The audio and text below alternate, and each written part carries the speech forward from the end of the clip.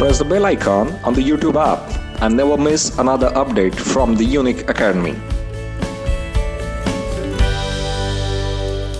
अभी मैं निकिता रोहतगी को बुलाना चाहूँगा। उनका ऑप्शनल जियोग्राफी है और उनका ऑल इंडिया रैंक 221 है।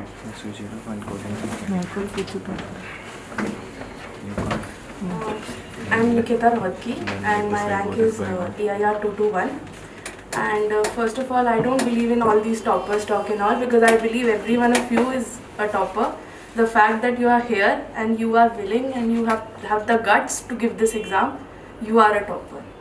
And I was exactly like you, sitting in between the people and not as lucky definitely as Ankur is, that always clearing the exam. I have failed and I've gotten back. So I believe if you have the willingness that you are ready to face failures and you have the guts to stand up, you will make it. There is no way that you will not make it. It is just the time may vary. Somebody would clear in first, second, third, fourth, sixth attempt, but they would clear. So don't worry about it at all. Regarding the prelim strategy, I think he's covered it a lot and it's become overwhelming. So I would keep it to basic things. I would want to cover things which you should not do. First is, you should not look at what your roommate is doing, what others are doing. Somebody is doing X material, somebody is doing Y material. You trust yourself, do your A material, do it well, revise it million times. Give papers, but like if somebody is saying give 100 papers, 150 papers, it doesn't work that way. It might work for you in like 10 papers, it might not work even in 150 papers. What worked for me in the first prelims was that I used to write the papers and in the first paper I joined Vajiram test series, I scored horribly. I cried a lot, and then I sat with a senior of mine and I gave him my paper and I asked him, you first assess what are the mistakes I'm doing. He suggested me something which I think will be very useful for you. He told me, take out the paper and you put the questions in 3 subheads. In the first subhead, put the questions which you knew and you did them correctly. Second, which you knew, you still made mistakes. And thirdly, the questions which you did not know. And first thing that he told me straight, like he is a person who was clearing prelims with 40 marks difference every time. So he told me, cut out all the questions which you did not know. The questions which you did not know will not make a difference in your prelims marks at all.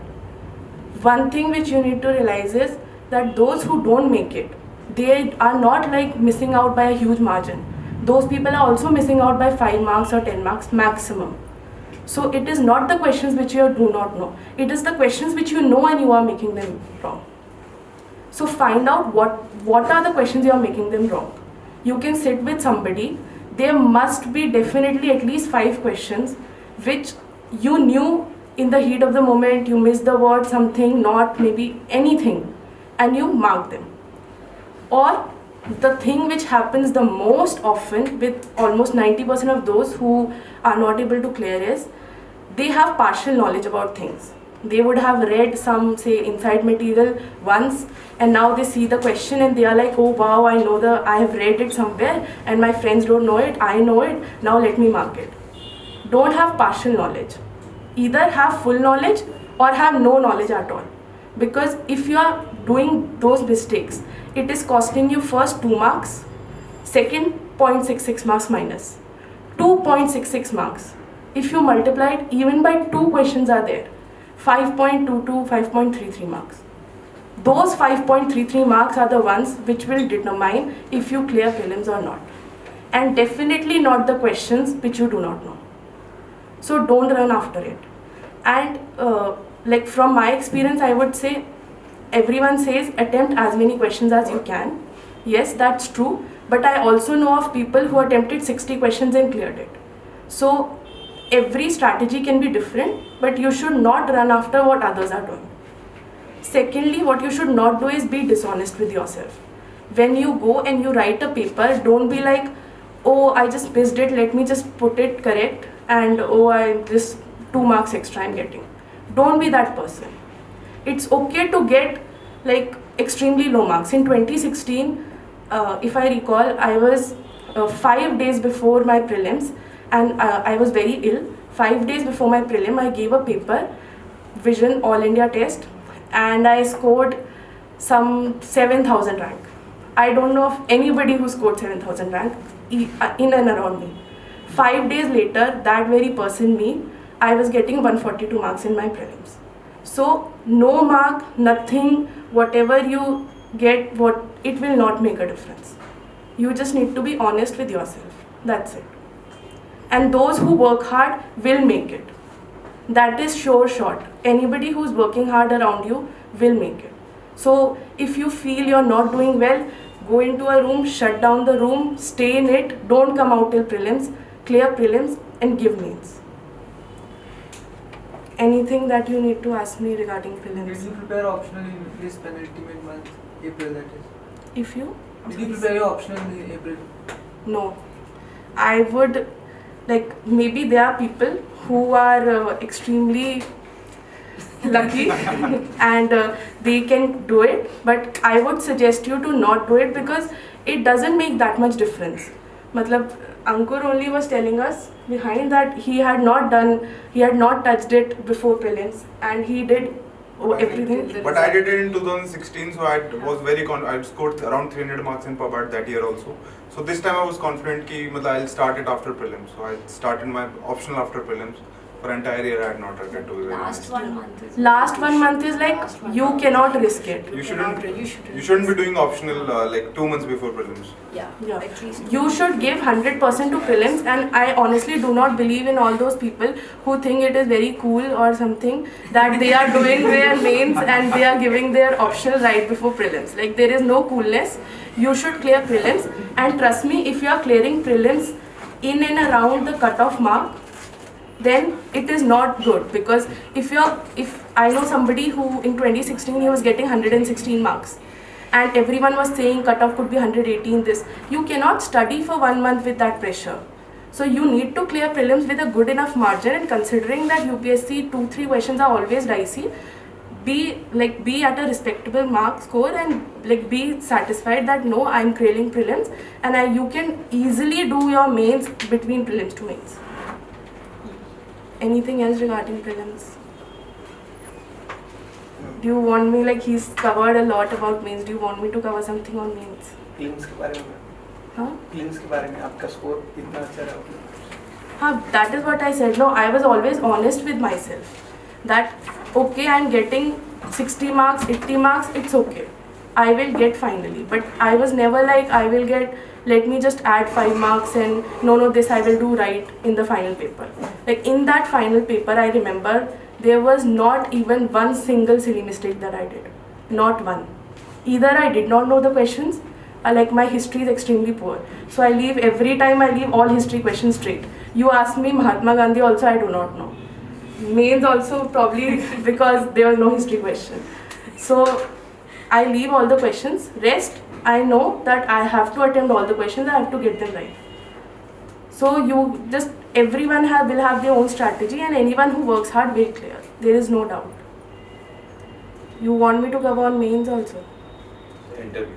Interview. So interview, it was my first interview, and there was lot of talks as in what you should do and should you give which box you should give, which you should not give this. So there was some topper, her name was NIKETA, and she said that interview is not that much about knowledge, it is about giving, exposing your own personality before the panel. And if you see it, they are keeping an interview first session, obviously they are not testing your knowledge. They are calling you, they are seeing you. They want to see how you present yourself and how much confident are you with yourself. Are you a secure person within? So that is what I went with. I did not have much time. My interview was in the initial days. So I just focused on whatever I know. I will work so hard. As he mentioned, he was shaking. I had made this thing that I will work day night, I will not sleep, not eat, anything. I will work so hard that I'm so assured that on the interview day, there is nothing that I'm feeling like I hold back or I would have not studied that. So when I went, my interview was with Mr. A. Marshall Bhosle, sir. And so when I went inside, I was so confident. I was like, I have done my hard work. Whatever he wants to ask, he can do. It's like when a tiger comes to you, you don't have to do anything. The tiger will do whatever he wants to do. It was like that. So whatever sir wants to do, he can do. But I am very content with whatever I have done. So he asked me, Niketa, you left your job or you are studying, don't you feel low? I was very secured. I knew I left my job because I had to study. So it's okay. So I think like that worked or that did not work, I don't know. It varies a lot from panel to panel and from chairman to chairman. But I did not leave at all like from my end the hard work. And also like one thing which I feel is I gave my interview with Unique Academy, and I gave many mocks, but all of them were factual. It's like they see my geography option written and they feel like okay, now geography तो मतलब बिल्कुल geologist, climatologist हमारे सामने शाक सत्र आ गए और पूछ लो जो पूछना है. But it is not that way. So I discussed it with sir also, and I was like, sir, मतलब whenever they see geography, they are like, tell me this, tell me inside out, tell me on. Like, I am not a geographer, I am an engineer. It's just my optional. So it used to happen. And sir told me in the end, you do not worry at all. Those questions will not change anything. And you just focus on what you're doing. And he really appreciated me in the interview. And he was like, you will get very good marks in the interview. So you don't worry. And like here only, they were like, they will meet you, they will talk to you in 5 minutes and they will raise their bar. And they will start asking you questions which might not be in your domain. And that happened with me in the mock also, and that happened with me in the real interview also. They asked me, define courage, what will happen in 2015, 2030, how will you be, some random questions. But it's okay. As long as you are satisfied with your hard work, you will do it. That's it. Anything that you want to ask? Okay, thank you.